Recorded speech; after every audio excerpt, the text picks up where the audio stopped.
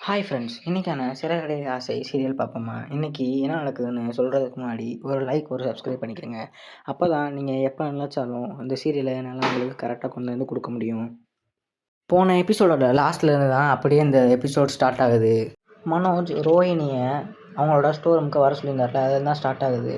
திடீர்னு பார்த்தா அங்க மனோஜோட அம்மா இருக்காங்க. இவங்க ரோஹிணிட்ட கேட்குறாங்க, "ஏன் நீ இப்படி இந்த மாரி சீப்பான காரியம்லாம் பண்ற?" அப்படின்னு சொல்லவிட்டு ரோஹிணி, "என்ன சொல்றீங்க? எனக்கு புரியலன்னு" சொல்றாங்க. "நீ தான் அந்த சாமியார வச்சு எங்க குடும்பத்துக்குள்ள குட்டைய கிளப்புனது எனக்கு தெரிஞ்சு போச்சு" அப்படின்னு சொல்லவிட்டியும் டக்குன்னு ஒருத்தவன கூப்பிட்றாங்க. அந்த சாட்டை அடிக்கிறவன் இருந்தால அவன வச்சு ரோஹிணிய சாட்டையால அடிக்கிறாங்க. அடிச்ச உடனே ரோஹிணி டக்குன்னு மயங்கி விழுந்துடுறாங்க. "ப்ரோ வேகமா போய் மூச்சு இருக்கான்னு பாருங்க ப்ரோன்னு" அந்த மொட்டை சொல்றாரு.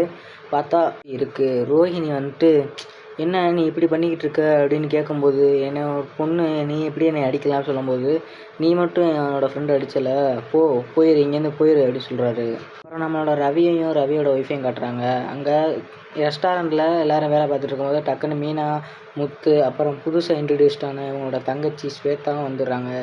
எல்லாரும் நின்று பேசிக்கிட்டு இருக்காங்க. "நீங்கள் 2 பேரும் ஒன்றா இருந்ததுனால தான் நீ நினச்சது எல்லாமே நடக்குதுன்னு" சொல்லவட்டியும் அங்கே அவ்வளோதான் முடிஞ்சு. கட் பண்ணிவிட்டு இங்கே காட்டுறாங்க. இங்கே வந்து ரோஹிணியோட வீட்டில் ரோஹிணியோட அம்மா அவங்களுக்கு ஒத்தனம் கொடுத்துக்கிட்டு இருக்காங்க. வழி அப்போ தான் போகும், நல்லா ஒத்தனம் கொடுன்னு டக்குன்னு இவங்க இந்த வில்லி ஆண்டி வந்துடுறாங்க.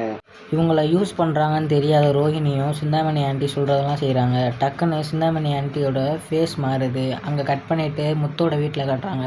அங்கே டக்குன்னு ஒரு ஆஃபீஸர் வந்துடுறாங்க. ஆஃபீஸர் வந்துட்டு, "மனோஜ், நான் உங்களை கைது பண்ணுறோம்" அப்படின்னு சொல்லிட்டு கூப்பிட்டு போகிறாங்க. இதோட இன்றைக்கி முடிஞ்சிருது.